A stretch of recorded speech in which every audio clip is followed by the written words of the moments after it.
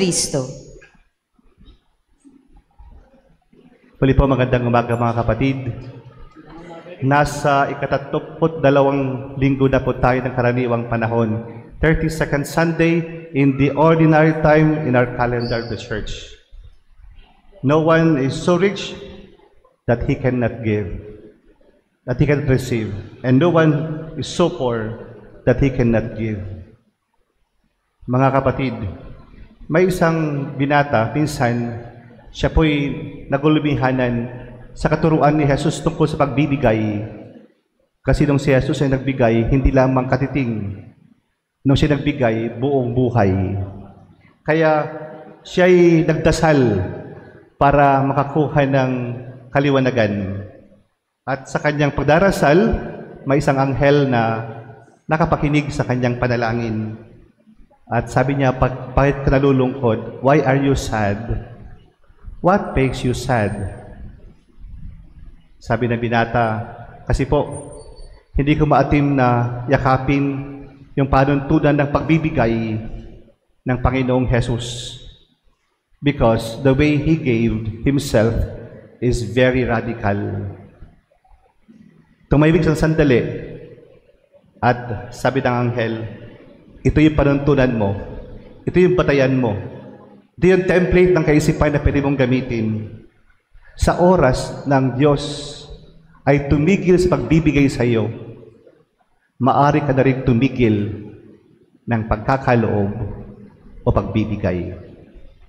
If God will stop sharing to you and giving you His blessings, that will be the point that you will have to stop giving and sharing. Mga kapatid, di nga ba't lahat ng bagay ay mula sa Diyos? Di nga ba't lahat ng bagay ay kaloob ng Diyos? Sa pagkakataong ito, sa unang pagbasa, isang balo marahil ang hiningan ng tulong ni Elijah.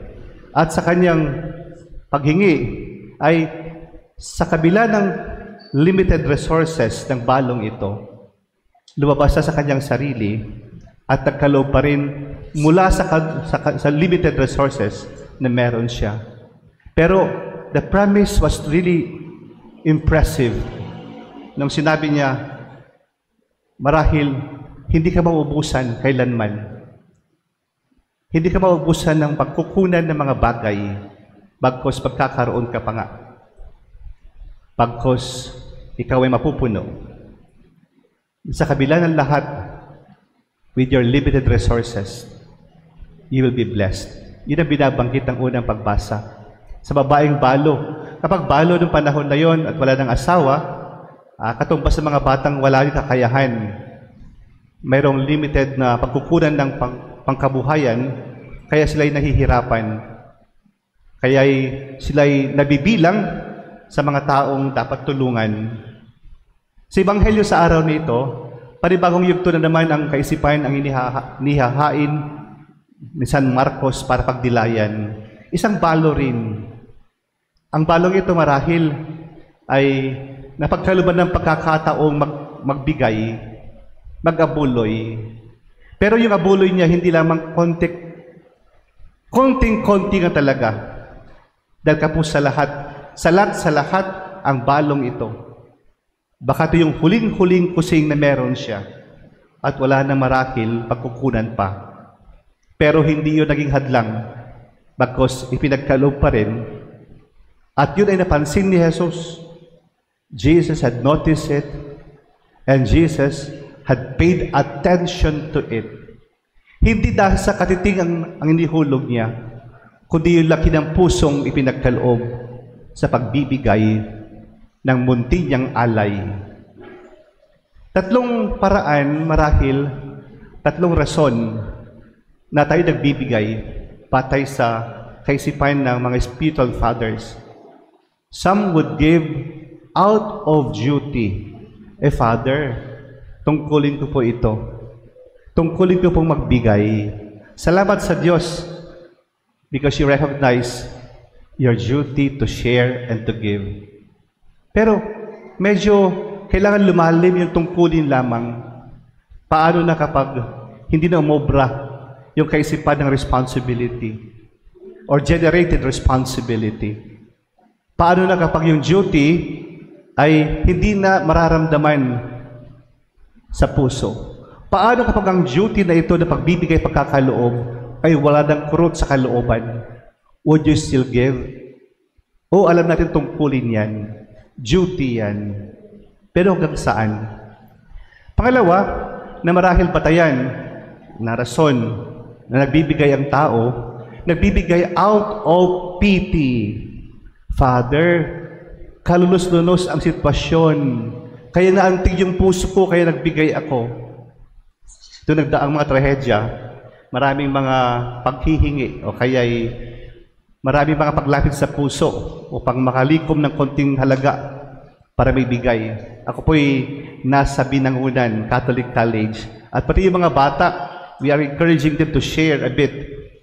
Pero we brought them not just because we are giving something not out of pity, di lang naaawa. Kailan lalampasan pa yung awa? Kailan lalampasan pa na ikaw ay naaawa lamang dahil nakita mo yung hirap na dinaranas ng mga taong pinagkakaluban. Kaya yung pangatlo, masigit sa lahat, na rason ng pagbibigay. No longer just because of duty, no longer just because of pity, but when you give, it should be motivated by love and sacrifice. When the Lord had given everything on the cross, wala siya namang iniwan. Buong buhay niya kaloob para sa lahat. Hindi tingi-tingi pa nagbigay. Hindi installment kapag magbigay ang Panginoon. Kung nagbigay siya, buo. Lahat ibinuhos niya. Sagaran kapag magbigay ang Panginoon. Kailan ba naman tayo hindi tumanggap ng biyaya mula sa Panginoon? Sa araw-araw ng ating buhay, marahil, tayo pinagkakaluban ng panahon ng paghinga. Isn't it in the morning when we rise and recognize the blessings of God? The foremost blessing would be, we are still alive, breathing, and kicking. Pero isang mas mahalagang bagay ng motibasyon kapag tayo nagbibigay at nagkakaloob. Tulad ni Jesus, nung siya'y nagbigay ang Ama sa atin, John 3:16 would claim it. For God so loved the world that He gave His only begotten Son. Lahat ibinigay niya, hindi upang magpakasasa sa mundong ito, upang magpakasakit para sa lahat. Ito yung pinaka-bottom line na ating pagbabatayan ng pagbibigay. Si Mother Teresa of Calcutta had one principle in her life that she had kept in her service for others, for the sick, for the poor, and those perhaps suffering. Sabi lagi niyang sinasabi, give till it hurts. Kailangan nararamdaman ng kalooban ang pagkakaloob, ang pagbibigay. Kasi kung hindi mo mararamdaman, wala nang kasing konting kurot man sa puso kapag nagbibigay at hindi mo nararamdaman, baka hindi lubos ang pagbibigay. Nagkakaroon ng katugunan ang katotohanan ng bagay kapag nagbibigay, ang batayan lagi, sana natin lahat. Kapag magbigay ng buo, ay ang Panginoon. Mas madaling magbigay if our point of reference will always be the Lord. Because everything that we have is basically a blessing. Though we have efforts to give, though we have sacrifices to contribute, but at the end of the day, everything comes from the Lord. Tunay nga, ng biyaya ng Diyos ay hindi matatawaran. God's grace and God's generosity cannot be outdone by the manner that we have to share ourselves. Ang makakristong pagbibigay ay pagbibigay mula sa kakapusan, mula sa kawalan, mula sa walang-wala kat said na said. Dumadaloy ang biyaya sa paraang iyong ipagkakaloob ang meron ka.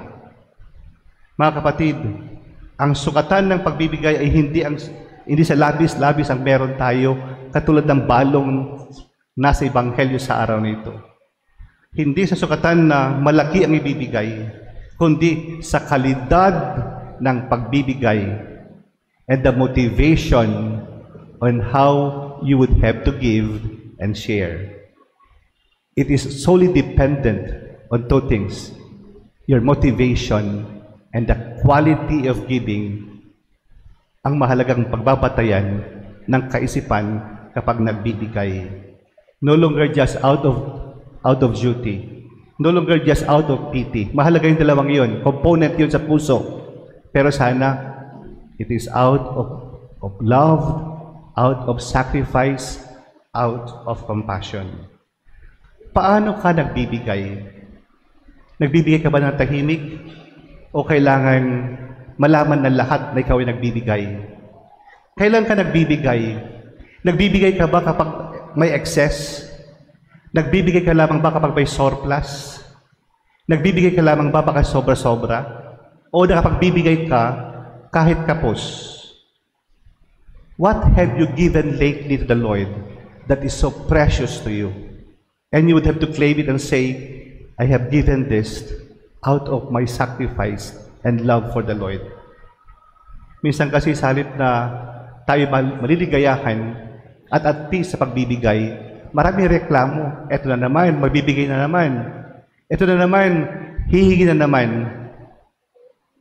But if we draw the reality on the reasons why we have to give, we have to draw it from the Lord. At sana, maalala po natin itong pahayag na ito. Remember this. Always give without remembering, and always receive without forgetting. Let's repeat. I think this will be an essential thing to note as you would have to reflect on this Sunday's Gospel. Always give without remembering, and always receive without forgetting. Is your giving motivated by duty, by pity, or by love? Amen.